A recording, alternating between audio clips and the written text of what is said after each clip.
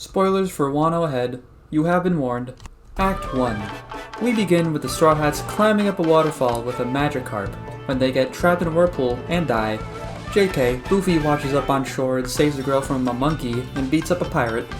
This girl is named Otama and drugs a monkey who helps her out, and Luffy reaches Otama's home where Luffy eats all of her food so she drinks tap water and gets sick. Luffy then yoinks a sword and takes Tama to a doctor, but he suddenly runs up into Zoro out of nowhere and attempts to kill him.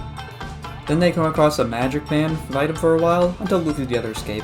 Once they reach a doctor who gives Tama food, she gets kidnapped by Batman.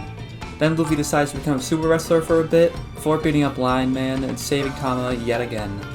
Afterwards, Law meets up with Luffy and Zoro and guides them to the ruins of Oden Castle, where they meet the rest of the Whole Cake Island gang, plus Kinemon and Momo, who tell them they are actually from 20 years in the past. Kinemon goes on to say that there are others who time traveled with them and that they are planning a raid on Onigashima the night of the Fire Festival.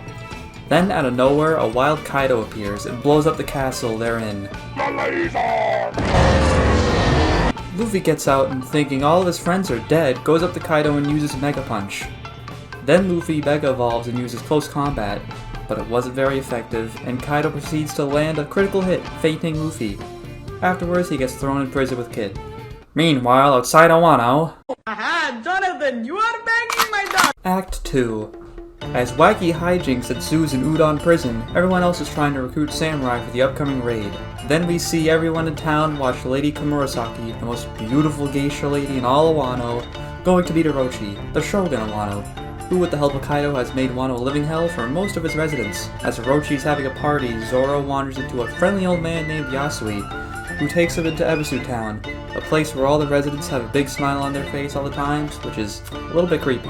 While Zoro's vibing, we see Big Mom trying to use multiple magic carp to climb up the waterfall of Wano, when a wild Aerodactyl Begone thoughts them. Meanwhile, Sanji's being attacked by a dinosaur, don't question it, and he decides to turn into a Power Ranger and beat him up that way. As that is happening, Chopper and friends stumble upon a washed up Big Mom who seems to have a case of the I forgot and can't remember who she is.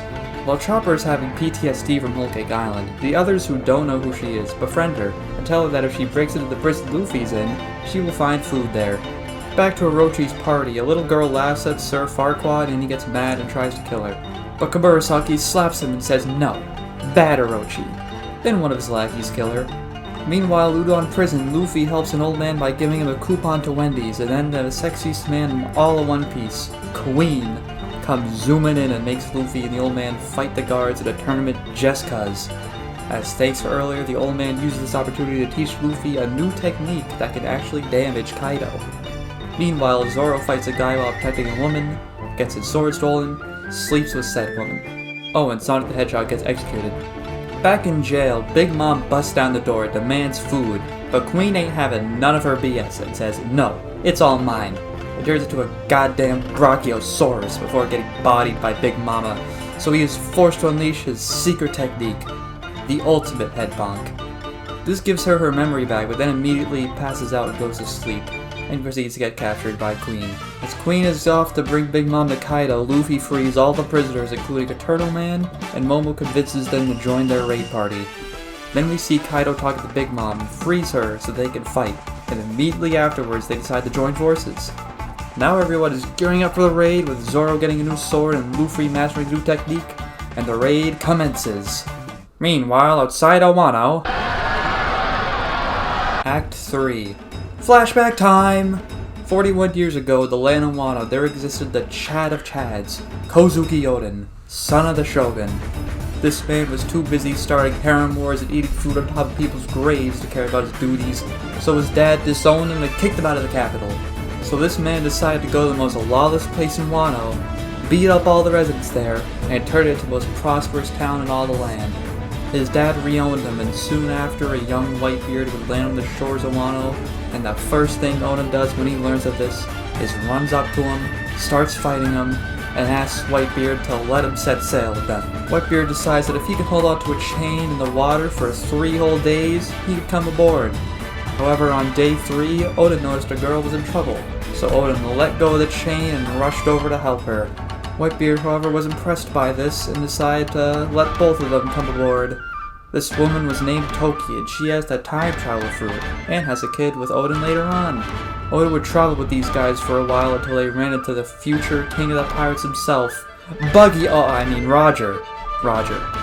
After seeing Roger's glorious moustache, Odin breaks up with Whitebeard and joins Roger's crew, and together they would sail the 7 seas for a while until they reached Laugh-Tale and found the One Piece, which they all laughed at. Afterwards, Oda and Toki went back to Wano only to find that Orochi and Kaido were in charge now and ruling the country. So Oden gathered up some of his old friends and went to challenge Kaido head-on, but unfortunately Oden lost and was sentenced to boil to death. However, as he was being boiled, he managed to save his friends, who gets sent into the future by Toki, and was executed in the most Chadly way possible.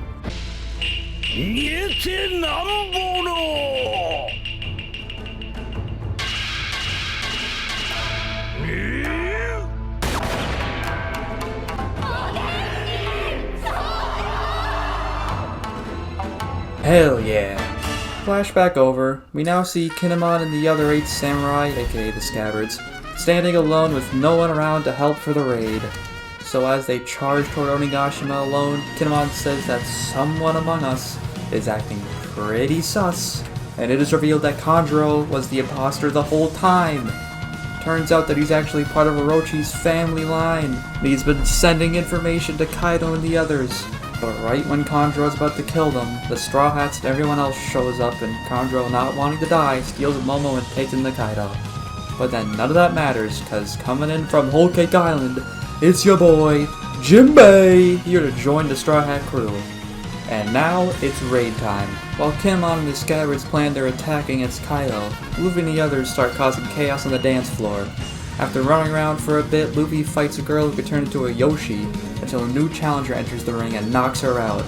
This new challenger turned out to be Kaido's daughter Yamato, who says that she wants to help Luffy beat her father and join the Straw Hats. Luffy says aight, and they spy on Kaido giving a speech on how Big Mom and him are teaming up to claim the One Piece. And Kaido then kills Orochi just cuz, and he never shows up again. After giving that sussy baka Kanjuro a beating, the Scabbards manage to save Momo and sneak attack Kaido, who takes all of them to the roof to fight them. This is where a lot of fighting happens that may or may not involve Frankie ramming Big Mom in the face with a motorcycle. Yamato goes to defend Momo, and Zoro gets taken to the roof by Pineapple Man. Big Mom also goes to the roof, and while all the Straw Hats are fighting off against Kaido's top commanders, Luffy finally makes it to the roof where he meets Law, Kid, Killer, and Zoro, and sees Kaido and Big Mom standing in front of the defeated Scabbards.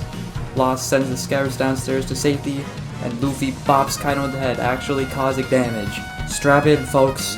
We're gonna be here for a while. Everyone starts just wailing on Kaido, but to very little effect. Meanwhile, the Scabbards recover, and on their way to help out the other Straw Hats, they run into Orochi and proceed to cut off all of his heads. And we never saw him again. Back to the big fight. The gang managed to knock out Big Mom off the roof, and Zoro lands a big hit on Kaido before getting knocked down. Now it's just Luffy and Kaido, until he gets knocked off the roof. Luckily, with the help of Shinobu, who uses her fruit power to make Momo age 20 years, Momo turns into a big old dragon and takes Luffy back up to the roof for round 2. Or I guess it would be 3 at this point. While that's happening, Zoro defeats an Aerodactyl and Sanji beats the Legend Queen, and Law and Kid manage to take down Big Mom.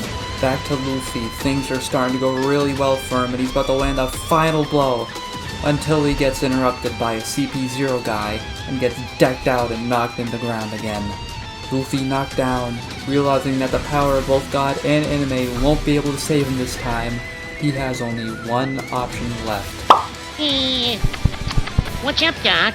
Luffy discovers the powers of cartoons and activates Gear 5th for the first time and starts to gain the upper hand.